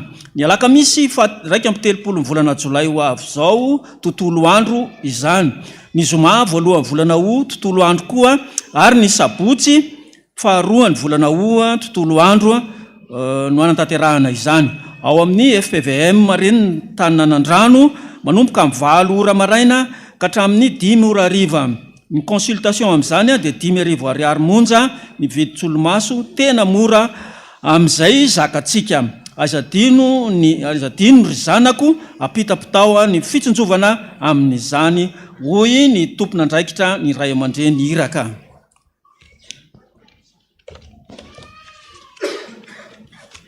Filazana fanambadiana. Ramatoa sy Andriamatoa isany, Ramatoa Rasoa ary Malala, Andriamatoa Randrianirina Jean-Jacques Johnny Solo ary Ramatoa Rasoa Zananaivo Vololona Eliane Andaniny, Andriamatoa Rakotarivelo Mivady sy Andriamatoa Rakotarivelo Rolando sy Ramatoa Rasoa Zalmanana Fara Ankilany. Dia faly manasantsika anotrona amin'ny fanamasinana amin'ny fanambadian'ny zafiny ny zanany dia Randrianirina Entso Patrick sy Andrianaly Safidy Alanina. Ny fanamasinana amin'ny fanambadian'izy ireo dia ho tanterahana eto amin'ny fiangonantsika ny sabotsy 20 volana jolay manomboka amin'ny 10 ora maraina. Andriamatoa Ramilson ary Ramatoa Ravoniarmanana Odete Andaniny, Andriamatoa Rajonarson Ernest sy Ramatoa Raminoarina Christiane Charlotte Ankilany. Dia faly mampafantatra antsika ny fanamasinana amin'ny fanambadiany reto zanany dia Ramilson Nomenjanahary Avitry ny aina sy Rasoa Nantenaina Saintia Marie Anita. Izany dia ho tanterahana eto amin'ny fiangonantsika ny sabotsy 20 volana jolay ho avy izao manomboka amin'ny 20 ora atoandro. Andriamatoa Raelso Noelinina, Ramatoa Raelso Noelinina sy Andriamatoa Rakotarjona Gabriel, Andriamatoa Rabenjamalala Ajazola Antony Aina, Ramatoa Onjarmanana Maherinyaina Julie Georgine Andaniny sy Ramatoa Raherinjatovy Ema Ankilany. Dia faly manasantsika anatrika amin'ny fanamasinana amin'ny fanambadiany reto zafiny ny zanany dia Randrenjamalala Nomentso tokony aina sy Raherinantenaina Nina Fiderana. Izany dia ho tanterahana eto amin'ny fiangonantsika ny sabotsy 20 volana jolay ho avy zao manomboka amin'ny 20 ora maraina. Andriamatoa Ranjarson Andriamanieltseno Rijavola sy Ramatoa Raoliarsoa Onja Mahavalsoa Andaniny, Andriamatoa Randrianjakasoa ary Ramatoa Rasoarisoa Tsiresy Yvonne, Andriamatoa Rakotarjona Clément Joassin sy Ramatoa Raharinjanrinoro Mitantsoa Ankilany. Dia faly manasantsika anatrika amin'ny fanamasinana amin'ny fanambadiany reto zafiny ny zanany dia Andrianirina Onja Tina sy Mialy Arjona Dina Tiavina. Izany dia ho tanterahana ao amin'ny fiangonana FJKM Rasalama Martura Manaritsona Mena ny sabotsy 20 volana jolay ho avy zao manomboka amin'ny 20 ora atoandro. Andriamatoa Rafatelo Justin Mivady sy Ramatoa Rasola Hermanana Bien-Aimé ary Andriamatoa Randriatsarafara Hermam Mivady Andaniny, Ramatoa Razay Arsoa Florina sy Andriamatoa Randriamanantena Milmaharo mivady ankilany. Dia faly manasatsika anotrina fanamasinana amin'ny fanambadiany reto zafiny ny zanany dia andria tsara fara asina valona sy Andriamanantena ny aina miora. Ny fanamasinana amin'ny fanambadiany izy ireo dia ho tanterahana eto amin'ny fiangonantsika ny sabotsy fahaenina amby 20 volana jolay ho avy izao manomboka amin'ny 10 ora maraina. Ramatoa Razana Miadana Paulette Andaniny ary Andriamatoa Zakamanana Jean de Dieu ary Ramatoa Rabiarsoa Edvise ary Andriamatoa Raharson Dera Arsène mivady ankilany. Dia afaly manasatsika anatrika amin'ny fanamasinana amin'ny fanambadiany reto zafiny ny zanany dia Ravelonjanahary Tojony Ainana Ambinina sy Arson nomena fahasoavana Larissa. Ny fanamasinana fanambadiany izy ireo dia ho tanterahana eto amin'ny fiangonantsika ny sabotsy 2 volana Aogositra ho avy izao manomboka amin'ny 7 ora maraina farany. Andriamatoa Rakotarson Jean-Claude sy Ramatoa Ranivo Armanana Voangy Andaniny. Andriamatoa Rakotovao Daniel Dieudonné sy Ramatoa Ralson Charline ary Andriamatoa Rajaomrado Gervais ary Ramatoa Zoly Arsoa Daniela Oriala ankilany. Dia afaly manasatsika anotrina fanamasinana amin'ny fanambadiany reto zafiny ny zanany dia Rakoto Arson Lanja Fitahina sy Andriamirado Liantso Fandresena. Ny fanamasinana amin'ny fanambadiany izy ireo dia ho tanterahana eto amin'ny fiangonantsika ny sabotsy 2 volana Aogositra 2024 amin'ny 12 ora atoandro. Koa raha misy mahita tsy mamety ny fanamasinana na sasasany amin'ireo fanambadiany ireo dia aoka izy ampandrehany ray aman-dreny mpitandrina milohan'ny daty izay voambara teo. Filazana manjo amin'ny finoana fanantenana amin'ny fitsanganan'ny tenany maty no ampandrenesinay aminareo ny vodimandriny reto mpanompon'Andriamanitra reto dia Rakotarmanana na Idadaberanaivo zay natsony ray ody any aminy tamin'ny talata 9 volana Jolay 2024 rehefa nivahiny 7 taona teto antany. Hoy ny zanany Rasolofa Armanana Erlanto sy Nono zay eo amin'ny promotion feon'Andriamanitra ary ny fianakaviana manontolo. Ny nofiny dia efa voalevina tamin'ny zoma 12 volana Jolay rehefa niala tamin'ny 10 ora sasany teto amin'ny fiangonana. Dia naterina any amin'ny fahasandrazany any ambanivohitra. Dia izay koa Rakoto Arnirina Mamy Aina Mamy dia natsony ray ody any aminy tamin'ny alarobia 7 volana Jolay 2022 rehefa nivahiny 17 taona teto antany. Hoy ny reniny zanany sy ny zanany telo mianadahy ary ny ray tapo aminy izay solotenany Rakotony Aina Julin sy Domoina sy ny zanaka manjafiny izay eo amin'ny Dekona groupe 4 ary Rabodony Aina Angeline Dekona groupe 1 ary ny fianakaviana manontolo. Ny nofiny dia efa voalevina tamin'ny sabotsy 12 volana Jolay lasa teo. Toy izay koa Rakoto Malala Honoré dia natsony ray ody any aminy tamin'ny zoma 12 volana Jolay lasa teo rehefa nivahiny 70 taona teto antany. Hoy ny reniny Razany Ratsimba Honorine zay promotion mpiaradalana sy ny rafozany ary ny zanany mianadahy dia fanomezatsoa sy noroary lalana zay sekolalahady eto amintsika. Ny nofiny dia hiala ao amin'ny tranony lo IVS 56 mandeha laza Ambato mitsangana. Androany alahady 17 volana Jolay amin'ny 2 ora tolakandro ary dia hoentina nomezam-boninahitrin'Andriamanitra eto amin'ny fiangonantsika izany alohany ametrahana azy any amin'ny fahasandrazany Ambohida Mbohitry Manga. Andriamanitra tompon'ny fampiononana nge ampionona ny fianakaviana zay azony manjo. Izany dia ho arahan'ny famakina ireo voady masina.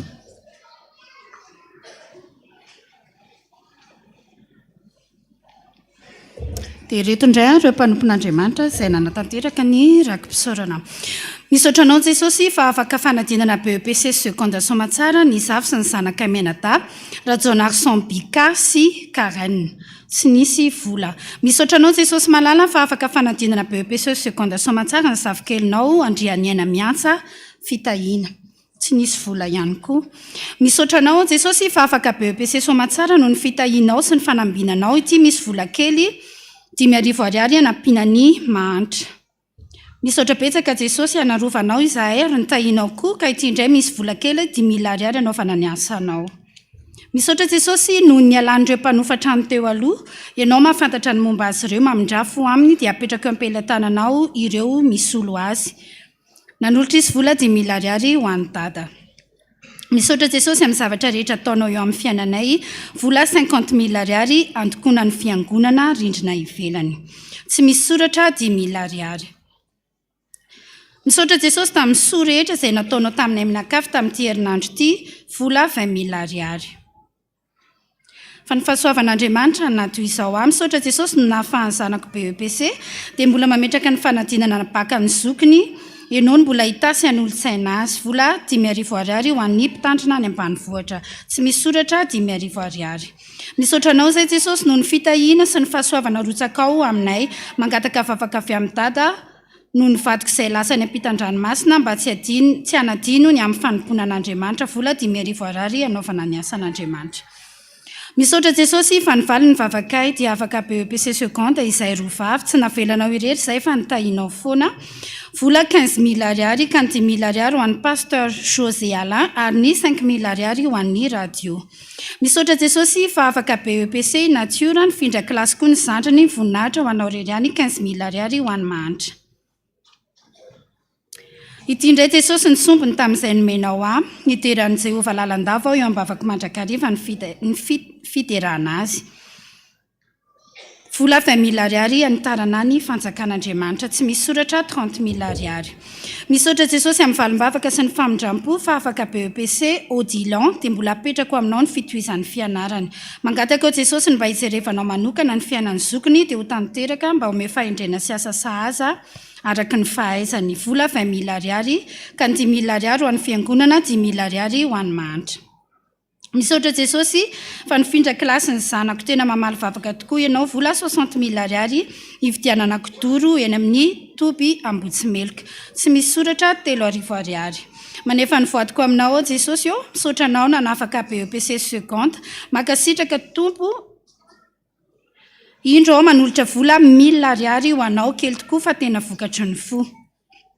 Salamo 106:1. Misaotra betsaka jesosy fa afaka CEPE ny zavikeliko manolotra vola 10,000 ho an'ny sekoly Alahady.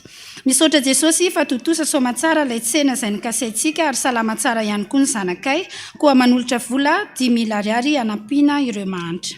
Ampahany tamin'ny karama nomenao ahy jesosy 80,000 ariary. Voninahitra aneo an'Andriamanitra irery ihany, 13 juillet 2012, 13 ans d'anniversaire, mangataka fahendrena sy fahaizana dia mba ho vita ny fianaran'ny katekômena ny fifaliana. Misaotra jesosy vola 7,000 ka ny 4,000 ho an'ny dada ary ny 3,000 ho an'ny sahirana. Misaotra indrindra jesosy noho ny famitramponao taminay ka nahafahan'ny toavina BEPC seconde, mangataka vavaka ho an'ny asa andavanandro sy ny fahasalamana, mangataka fahendrena sy ny fianarana ho an'ny bakaseride an'ny sarobidy, vola 50,000, 20,000 ho an'ny dada, 20,000 ho an'ny toby Ambatomirahavavy ary ny 10,000 ho an'ny sahirana. Ampahafolo-karena manolotra vola 70,000 ho an'ny FPVM Belobaka. Misaotra betsaka jesosy no nanavotanao atao anatin'ny loza izay nahazo ahy ka velonaina somatsara. Indro jesosy atolotro anao ny ampahany tamin'izay nomenao anay mianakavy kely, vola 20,000 anaovana ny asan'Andriamanitra. Misaotra anao an jesosy fa nataonao afaka BEPC seconde mangataka fahendrena, vola 10,000. Jesosy eo misaotra anao fa afaka BEPC zanakay dia mbola apetrakay aminao no aviny rehetra, tianay ianao jesosy, vola 10,000 ho an'ny fiangonana, 10,000 ho an'ny dada izay mitotaly 20,000 ariary. Misaotra anao jesosy fa feno 7 taona ny nanosoranao ampanomponao tsy mitsokady, vonjeo amin'ny tanan-dratsy fanahy zay jesosy, aza vela tanteraka ny fikasan-dratsy ireo mpanenjika. Nanolotra izy vola 10,000 ho an'ny pasteur Mady. tsy misy soratra 2000 ariary. Jesosy eo iny misy apahafolo ny atolotra ao anao apetraka eo ampelatananao ny fanohanana rehetra momba ny fanambadianay 93 000 ariary. Misaotra betsaka Jesosy tamin'ny fitahinao anay sy ny fitiavanao anay ary koa nanomezanao anay cadeau d'anniversaire ka indro Jesosy manolotra ity voly ity 5 000 ariary ho an'ny pasteur José Alain ny amin'ny fampianarana izay atao isaky ny zoma ny amin'ny zoma fanavaozana sy fampiorenana. Misaotra anao Jesosy ny fanotahinao tamin'ny asako vola 5 000 ariary ho an'ny sary sy feo tsy misy soratra 10 000 ariary. Misaotra Jesosy fa mbola nafahanao nanao izao voady izao indray. Misaotra Jesosy fa nafahanao CEP 6e Princia ny findra 3e Fabriano mangataka vavaka ny amin'ny tokantranonay sy ny fidiram-bolanay vola 10 000 ariary ho an'ny mahantra ny fiangonana rakim-pisaorana 4,000 ariary. Dia toy izay indray ireo mpanompon'Andriamanitra izay nanatanteraka ny voady masina teto amin'ny rihana ambany 9:30, rihana voalohany 7:30 izay amin'ny totaly 3:70 voninahitra ho an'Andriamanitra irery ihany.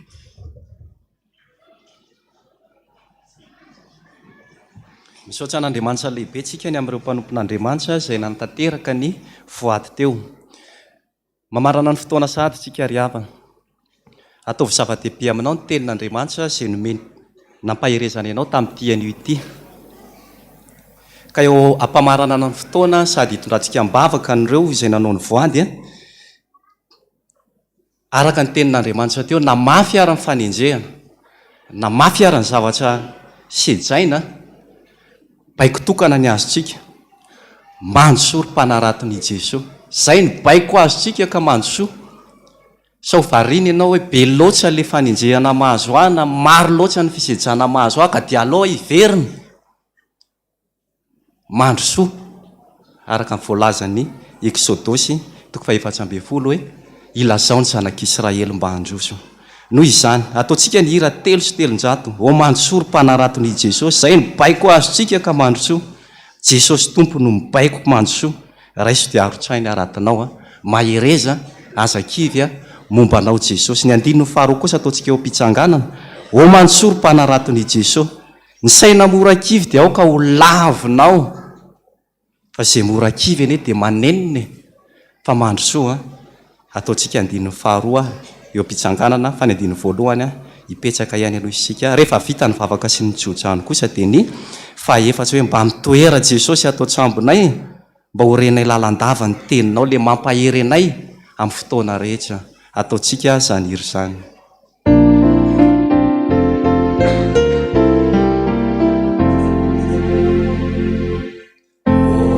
Mandrosory mpanaraton'i Jesosy, zay no baiko azontsika ka mandrosoa.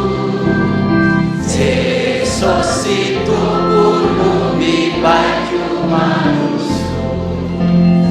Raisokarotsahiny anatona iniagary namako. Jesosy no mibaiko mandrosoa, mandrosoa, mandrosoa tokoa. Azakiviko na dia tsy mahazo mandrosoa amin'ny lalinako. Tsangatsika ny andino faharoa. Mandrosoa ry mpanaraton'i Jesosy, saina mora kivy aoka ho lavina. Fa ny mora kivy dia neninano, raisokarotsahiny aratona iagary namako. Jesosy no mibaiko mandrosoa, mandrosoa, mandrosoa tokoa. Azakiviko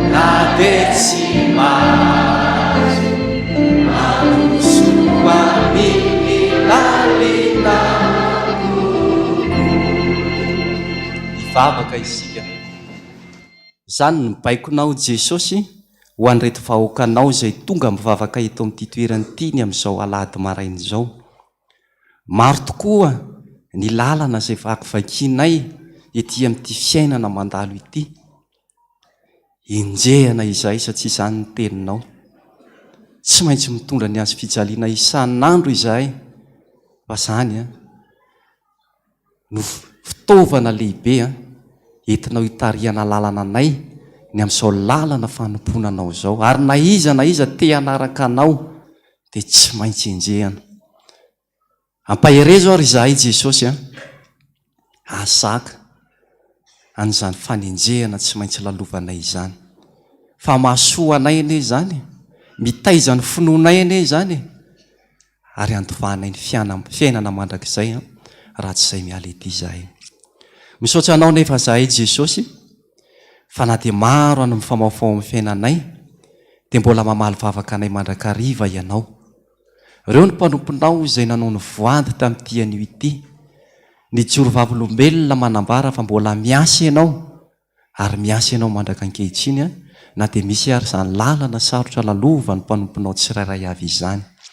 Maro no nahazo valim-bavaka tao ny afaka fanadinana, tao no nahazo fisondrotana tamin'ny asa, tao ny nambininao tamin'ny asa mandrarà, tamin'ny varotra, indrindra namenao heritandraka sy fahasalamana tamin'ny fiainana izay nilalovana Jesosy.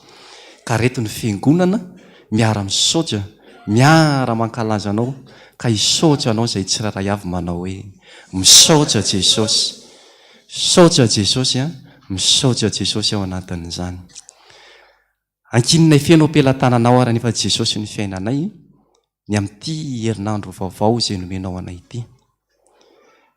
Ianao no mahita ny fiainana lalovanay na ny amin'ny fanomponanao na ny amin'ny asa mandrarà.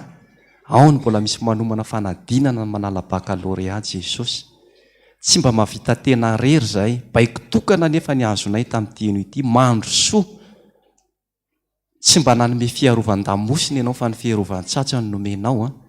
Ampaherezo izay tsiraray avy raha hiasika ny fiainanay indray amin'ity herinandro vaovao izay nomenao anay ity.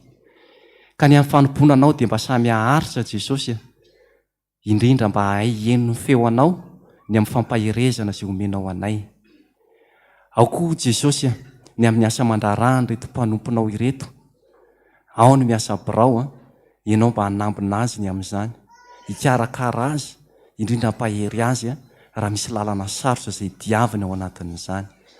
Ao Jesosy ny mivarotra, ao koa mbola misy mianatra mba tahinao izany rehetrarehetra izany, mba hamoha avy zato eny izany rehetrarehetra izany, ka hiverina eto indray izy ny amin'ny herin'ny androany hijoro vavolombelona fa tena miasa ianao, manatanteraka ny teninao tokoa hoe miaino vavaka anao.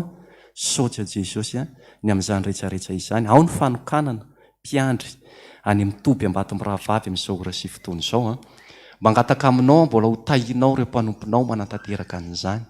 Ary ireo mpanomponao izay hotokanana kosa, ianao androtsaka ny fanahinao masina ao anatin'izy ireo. Ka na inona Jesosy mba fanorin'ny fony dia ianao ane Jesosy hiaino vavaka azy araka ny habe ny fitiavanao sy ny famindramponao. Jesosy marobe dia marobe ny vavaka ny tonono reto mpanomponao reto, natao anatin'ny voady, natao anatin'ny fotoana rehetra izay efa niarahana taminao teto amin'ity toerana ity.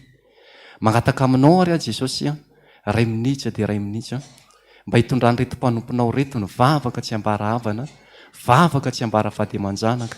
Ka na inona mbola mampisinto ny fony, satria tsy maintsy misy zany, na ny fanenjehana, na ny hamafy ny fiainana, na ny asa sarotra eo amin'ny fanomponanao ny ao an-tokantranao, dia hitanao izany rehetrarehetra izany. Ka mangataka aminao ankehitriny mba hidina eny amin'ny tapelio tsirairay avy eny ianao, any amin'ny rihana voalohany ihany. Ka na inona mbola hitalahono ny mpanomponao aminao, dia mba tanterao mihitsy ny teninao eny. Na dia mbola tsy mangataka akory ary ianao, dia efa fantatsy ny rainao izay ny an-danitra fa tokony anao izany. Dia mba enoho ny vavaka mangina Jesosy ho voninahitsy ny anaranao rery. Saotra Jesosy.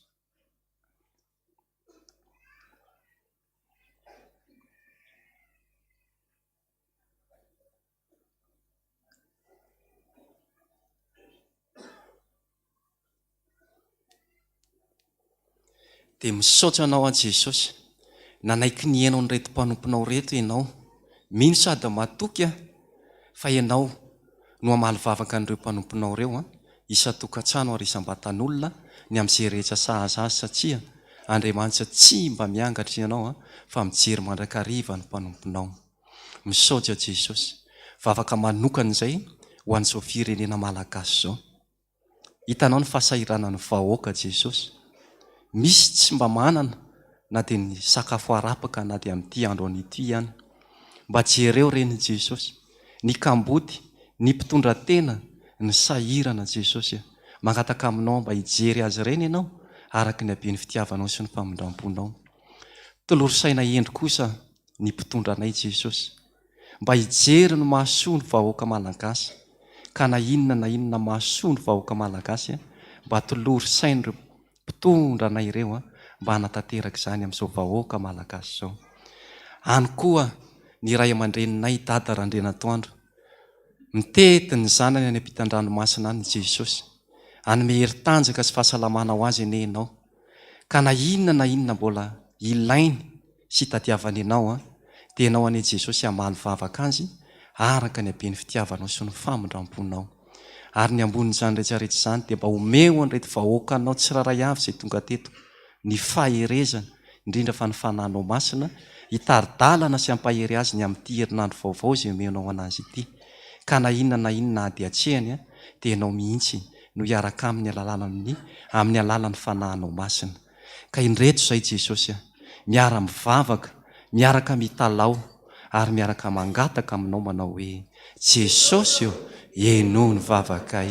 Saotra Jesosy, rainay izy any an-danitra ho amasinina ny anaranao, ho tonga ny fanjakanao, atao any sitraponao, hoe tia tany tahaka ny any an-danitra. Meo anay ny anina sahaza ao anay, ary mamela ny elokay tahaka namelana izay meloka taminay.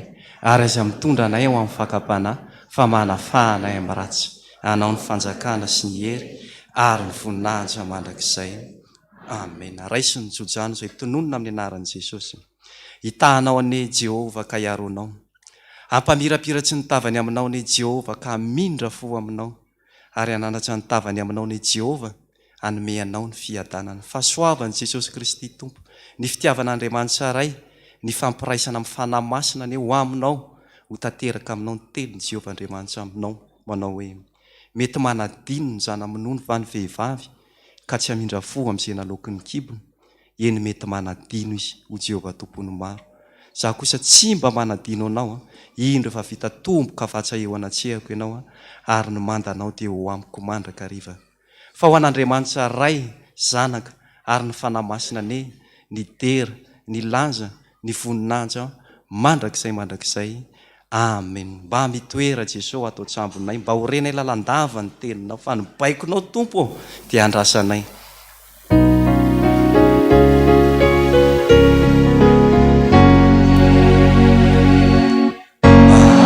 Mitoera Jesosy ao an-trambonay, mba horenay lalandava ny teninao.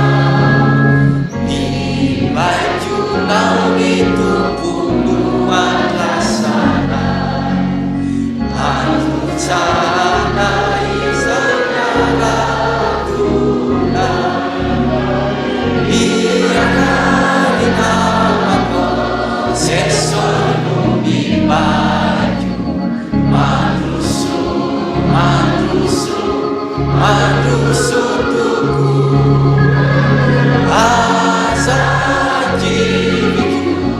Nagetsy mazo, mandroso amin'ny lalinako. Dia ho tanteraka tokony izany ho amin'ny anaran'ny Ray sy ny Zanaka ary ny fanahy masina. Voninahitra ny eo an'Andriamanitra irery any. Aleloia! Masina, masina, masina Jehovah tompony maro, eniky ny voninahiny tany rehetra. Amen. Dia ho samy tahin'Andriamanitra ry havana, tahin'i Jesosy.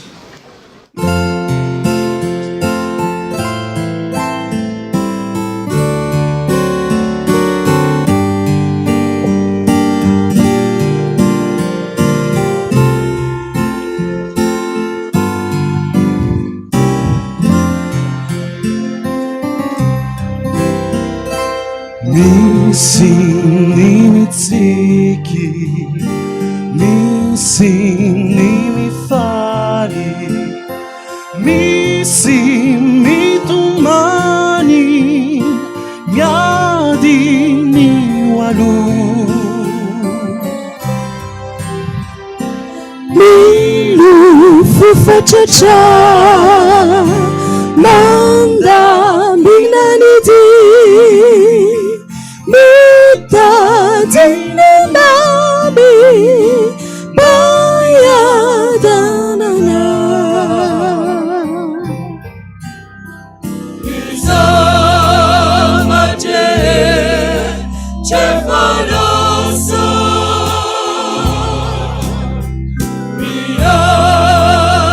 miasa panasu